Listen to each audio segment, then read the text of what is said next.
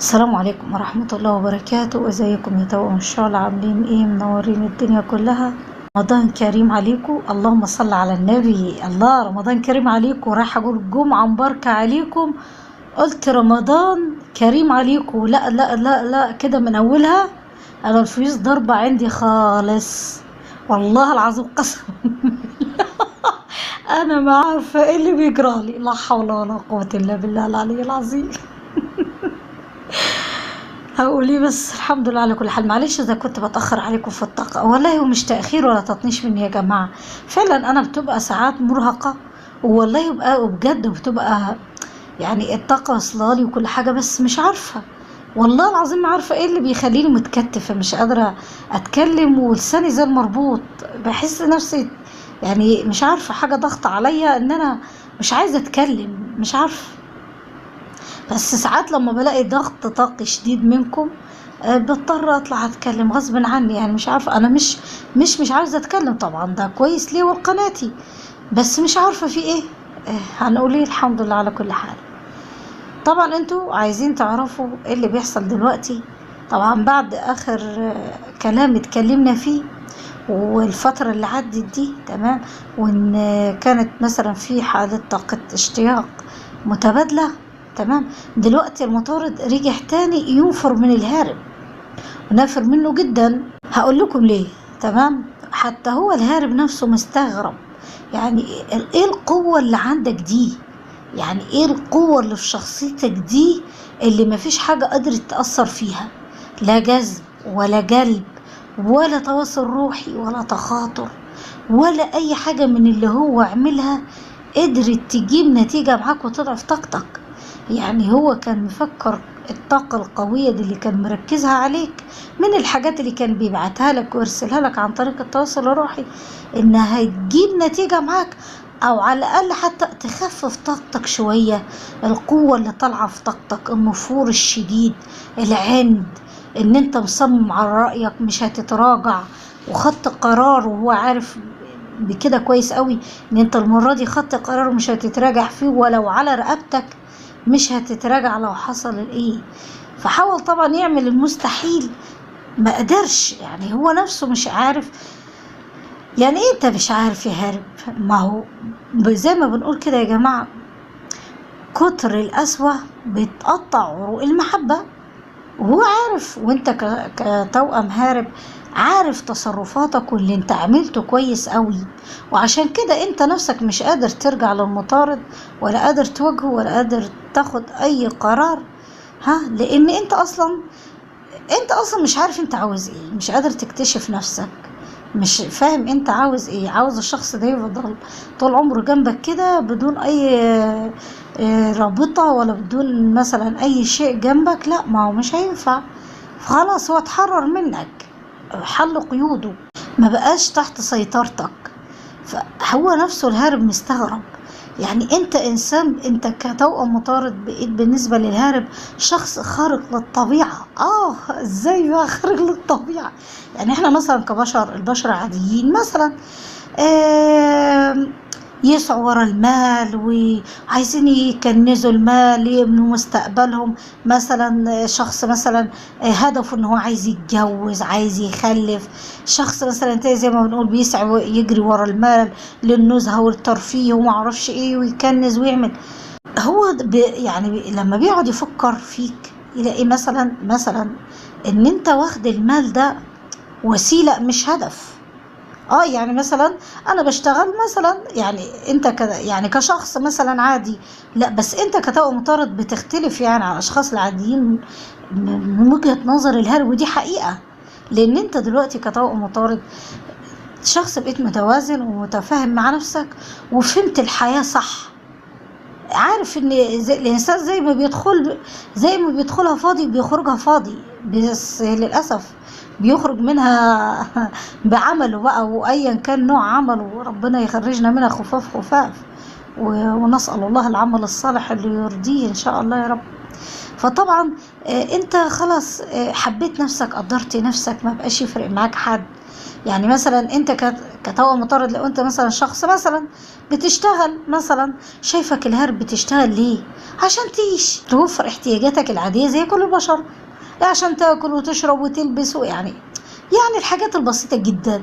ما انت هدفك ان انت مثلا عايز تركب عربية مثلا، تشتري لك عربية افخم موديل، ولا تمسك احدث موبايل، ولا مثلا تروح وتيجي ولا معرفش. لا لا لا، بقى عندك المال وسيلة مش هدف ولا غاية ان انت عايز توصل له عشان خاطر تكنز ومعرفش ايه. لا، وكمان النقطة اللي مجنناه بالاكتر، ان انت مثلا عايش مع نفسك، مكتفي بذاتك، لا فارق معاك جواز ولا فارق معاك ان انت مثلا تخلف وتجيب اولاد زي كل الناس. سنة الحياة زي ما بنقول، الحياة اللي الناس بتسعى ليها وعايزة تحققها. لا، انت مش فارق معاك، دخل حياتك الشخص الصح تمام وقدرك ومعرفش ايه، تمام، تفتح له الباب عادي. لا مثلا انت لقيت نفسك مش الشخص ده مش مناسب ليك، لا، اذهب مع الريح. فهو نفسه هيتجنن. يعني مفيش حاجة مأيداك، مفيش قيود مفروضة عليك، عايش حياتك بالطول والعرض، عايش حياة فري. يعني مش فري اللي هو عشان دماغك ما تروحش بعيد، لا، يعني مثلا مفيش حد بيأيدك، لا زوج ولا أولاد ولا معرفش ايه معرفش، يعني حاجات زي كده مثلا. غير هو طبعا مثلا ممكن يكون بقى متشعبط في رقبته عيلة وأسرة لو كان هو مرتبط، أو لو مش مرتبط مثلا تكون عيلته اللي هي الأسرة الكبيرة بتاعته تمام. ولو هو متجوز مثلا زوجة وأولاد ومعرفش ايه، وكله متعلق في رقبته، كله بيشد فيه. وهو طبعا أهدافه المادية إن هو عاوز يوصل لهدف معين، هو كل اللي يهمه المال. الهارب هدفه المال، يعني بيحس إن هو ما عندوش توازن، بيحس إن عنده خلل لما يكون في نقص في المادة عنده. يعني واخد المال هدف مش وسيلة. لا، مثلا يشتغل كتير كتير ويطحن نفسه مثلا ليه؟ عشان يوصل مثلا أعلى المناصب، يعمل مثلا ينجح في مشاريعه، يعمل فلوس كتير عشان يجيب عربية، يمسك أحدث موبايل، يبقى مثلا عنده بيت، يسافر يروح يلبس أحسن الماركات. يعني إيه الحاجات المظاهر، الحاجات المظاهر. هو بقى انت مثلا كمطارد بتلبس برضو حاجات شيك، وشخص شيك وأنيق جدا، بس وسيلة، وسيلة بس لنفسك. يعني انت كطوق مطارد مثلا بتشتغل وتروح وتيجي وأنيق ومعرفش ايه لنفسك، مش عشان تلفت انتباه الناس ليك ولا تلفت أنظارهم ليك، لا، انت عشان حبيت نفسك، قدرت نفسك، فمش فارق معاك اللي يقرب يقرب واللي يبعد يبعد. وبقيت كمان اصلا ما بيهمكش حد. انت كمان دلوقتي بتقول، انت كطاقم مطارد بتقول انا شخص غير قابل للاستغلال. كان زمان المطارد بقى يستغل بقى من كل الناس اللي حواليه، حتى الناس اللي بعد عنهم وهم بعدوا عنه اكتشفوا ان هو خلاص ما بقاش عنده قابلية للاستغلال تاني، مش هيسمح لأي مخلوق من مكان يكون ان يستغله تاني خلاص. عشان كده هم احترموا نفسيهم وبعد عنه بالذوق مع نفسيهم كده. وهو حتى توأمك الهارب برضو عارف القصة دي، وفهم ان انت لا يمكن هتضحي له تاني ولا يمكن هتمشي له خطوة نهائي زي ما كنت بتعمل زمان وتجري وراه. عشان انت دلوقتي حبيت نفسك وقدرت نفسك وحطيت نفسك في المقدمة. انت كنت بتجري ورا الهارب ليه يا مطارد؟ لان انت ما كنتش لاقي نفسك، كنت عايز يعني ايه، عايز تتحب، بتدور على الحب والحنان في الاشخاص التانية، وانت هامن نفسك ما مدورش عليه جواك. فلما المطارد لقى نفسه بعد ما انفصل عن الهارب، لقى ان الانفصال ده جه في مصلحته، خلاه بقى شخص متوازن، فهم نفسه، قعد مع نفسه وفهمها ايه الحاجات اللي كان يصح واللي ما يصحش، ليه يجري ورا حد، اللي عايزه هو اللي يجري وراه كده. فدلوقتي يعني زي ما بنقول كده المطارد لقى ان الانفصال ده كان في مصلحته، وقال الحمد لله ان حصل اللي حصل ده عشان ما يضيعش تاني كفاية السنين اللي ضاعت من عمره ومن وقته ومن طاقته ومن نفسيته كمان، والمعاناة اللي بيعانيها وعاناها ولسه بيعانيها كل ما بيفتكر. يعني المطارد دلوقتي شخص متوازن جدا، واخد قرار انه عمره في حياته ما هيخلي قلبه ينتصر على عقله او يحصل صراع ما بين قلبه وعقله تاني ابدا، استحالة. يعني كان ايه مثلا لما تحصل مثلا طاقة اشتياق وحنين او يفتكر ذكرياته مع الهارب مثلا، يجي العقل بقى يروح خبطه ويديه ضربة يفوقه يتدخل، لا انت عمل ستوب، فيتحصل حرب ما بين العلب ايه الله العظيم ده عارف ايه الحكاية. فتحصل حرب ما بين العقل والقلب. ليه؟ القلب اتوجع، القلب اتكسر، القلب مجروح، تمام. فدلوقتي المطارد بيفكر بعقله، ركن المشاعر، قال لك ما انا مشيت ورا قلبي قبل كده، كان جرالي ايه اللي انا كسبته غير ان عشت شخص بقلبه موجوع بس. فدلوقتي المطارد بيحكم عقله جدا جدا فوق مما تخيل الهارب.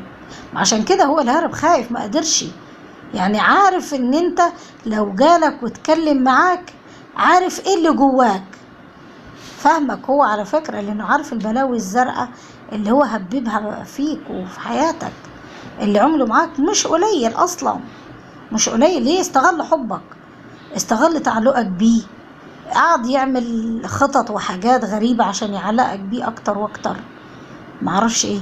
هو يعني قبل الانفصال الاخير ده حب يعمل الحركة بقى اللي بيعملها، انه بيتجاهلك ويطنشك بقى ويسيبك تخبط دماغك في الحيط وتتفلق، فاكر ان الموضوع المرة دي كان هينجح معاه وان انت تتعلق بيه اكتر واكتر وتجري وراه.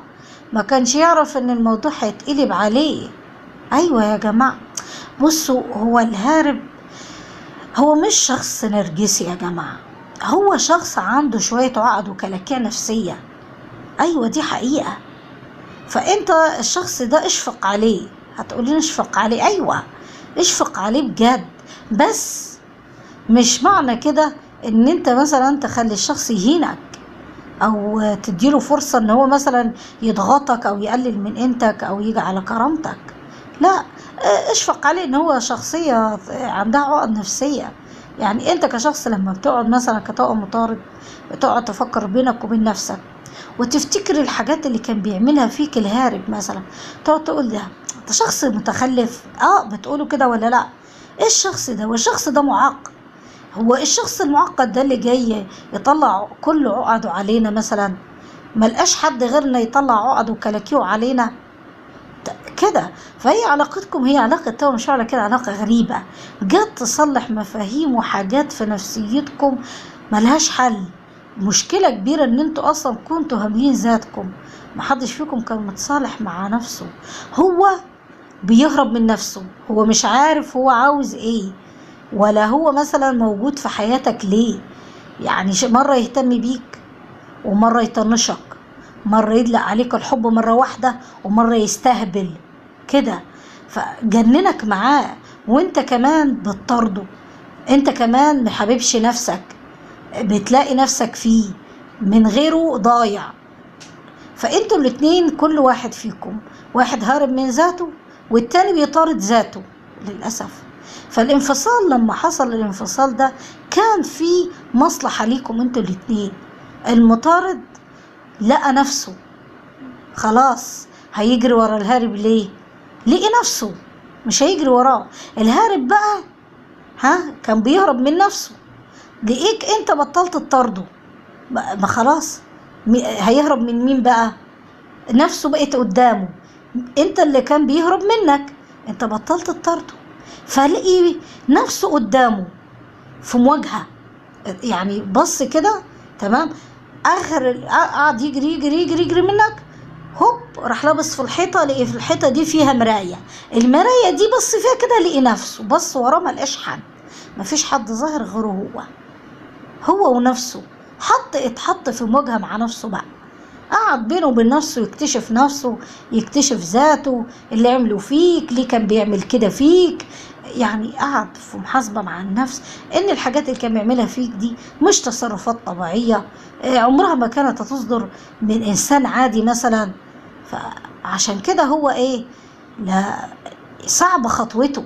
انتوا نفسكم بتقولوا احنا تعبنا، فين الكلام اللي بيتقال؟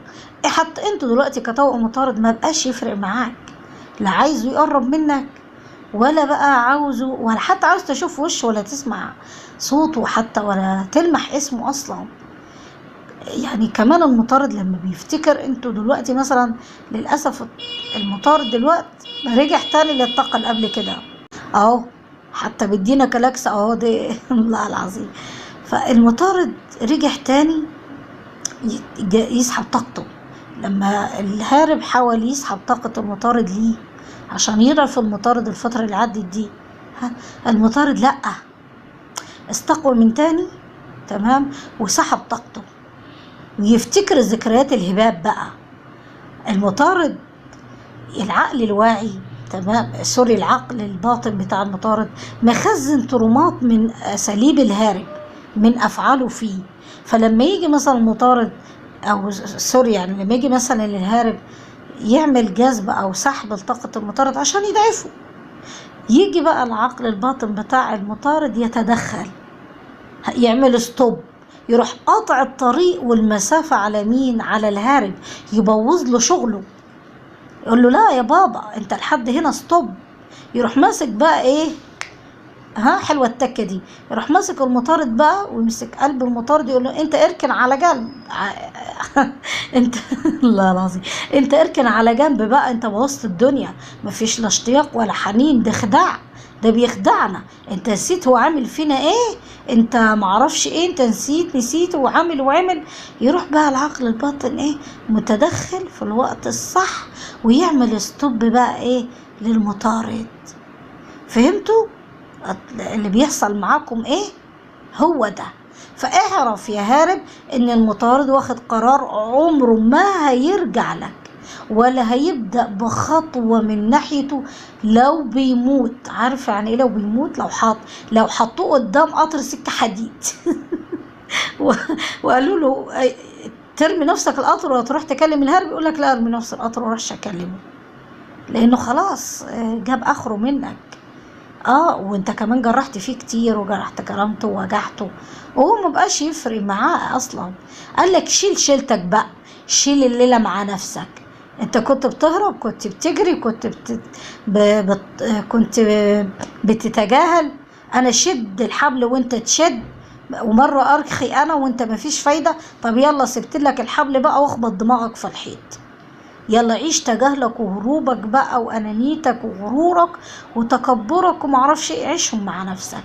الهارب طبعا زي ما بنقول اتصدم بالواقع، اتصدم بنفسه، شاف الحقيقة كاملة، لما بص في المراية لقى حقيقته كاملة، اتعرى قدام نفسه فعرف اللي عمله فيك.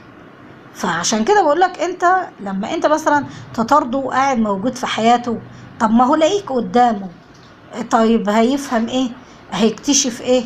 مش هيكتشف حاجة، هيفضل طول عمره هارب منك. اما ليه بنقول قدر نفسك واعرف قيمة نفسك ايا كان، سواء طعم شعلة ولا غيره، ما تخليش حد يتحكم فيك ولا يلعب بحياتك ومشاعرك ومثلا ايه يبقى هو المتحكم في مزاجك بمعنى اصح.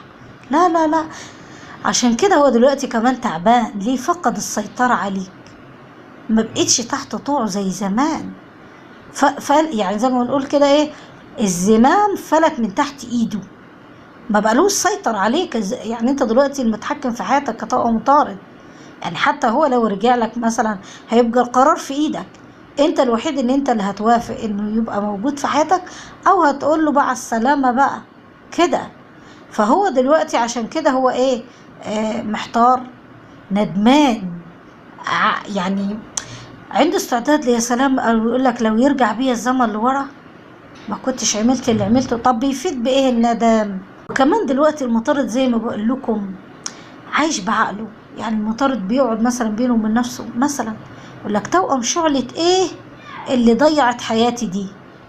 انا بتكلم بشرح طاقة، خلي بالكم عشان محدش يقول انتي، انا ما بقولش كلام من عندي، دي طاقة واحساس وحوار بيدور بينك انت وبين نفسك، مش دي حقيقة ودي اللي بتحصل. انت تقعد بينك وبين نفسك تقول توأم شعلة ايه دي اللي استنفذت طاقتي واستنفذت مزاجي وحياتي وعمري. يعني المطارد كده في عقله يقول لك مثلا الشخص لو بيحبني يبعد ليه عني، مثلا ما كانش يجرح فيا. طب هو فين الحب ده؟ هو انتوا ليل نهار على القنوات بتقولوا الهارب بيحبك، الهارب هيتجنن عليك، طب فين؟ احنا ما شايفينش حاجة على ارض الواقع. وهم طبعا مع المطارد عنده حق انه يفكر بالطريقة دي ومعذور برضه. ليه؟ لانه اللي شافه من الهارب مش قليل، اللي شافه مش قليل. يعني لدرجة ان طريقة الهارب واسلوبه وقسوته اللي عملها في المطارد خلى المطارد بينكر العلاقة، بينكر الرابطة اللي ما بينه وما بين الهارب، مش عاوزها. بيتمنى المطارد انه لو ما كانش حصل اللي حصل بينه وبين الهارب، ولا كان حبه ولا قابله ولا شافه ولا صدفه ولا دخل حياته من اساسا، ولا حتى كان يعرف بيه. يعني المطارد كان عنده استعداد يعيش حياته طول عمره كلها من غير حب، ولا كانش قابل الشخص ده ولا حبه. هو ده دلوقتي الحالة اللي فيها المطارد، كل ده بسبب الهارب. يعني المطارد يعني بصراحة بما يرضي الله، انت كهارب توأم هارب خليت المطارد انسان مريض نفسي. ايوه، خليته مريض نفسي بيعاني، ما بقاش عنده ثقة في حد، ولا عايز يحب حد، ولا عايز حد يقرب منه، ولا بقى عنده ثقة في اي حد اصلا. يعني الهارب دلوقتي لو جاب ايه للمطارد ورماه تحت رجليه كده، وعمل اللي ما يتعملش عشان يقدم تنازلات او تضحيات، او مثلا يعني يقدم له براهين وحاجات، برضو المطارد مش مصدق ومش مآمن له ولا يثق فيه. ليه؟ لانه عامل كتير، وثق فيه كتير واداله فرص كتير قوي. فعشان كده دلوقتي يا هارب انا بقول لك من موقعي هذا، لو كنت انت منتظر ان المطارد ياخد لك خطوة يبقى انسى الليلة. عمر المطارد مهما تعمل، لو عملت تسلقت اعلى قمم الجبال عشان المطارد هو اللي يبدأ معاك، عمره ما هيبدأ. انا بقول لك اهو بس. وبالنسبة كمان انت كتوأم مطارد، مثلا التعب اللي في جسمك ده وفي العظام، ليه؟ لان الطاقة الإنثوية طاقة قمرية فدخلت على الطاقة الشمسية. وبالأسف كمان انت كتوأم مطارد الطاقة الشمسية عندك كانت حادة، والطاقة القمرية برضو طاقة ثلجية، طاقة البرود، مش البرود يعني طاقة ليلية. يعني زي لما بيحصل كسوف كده.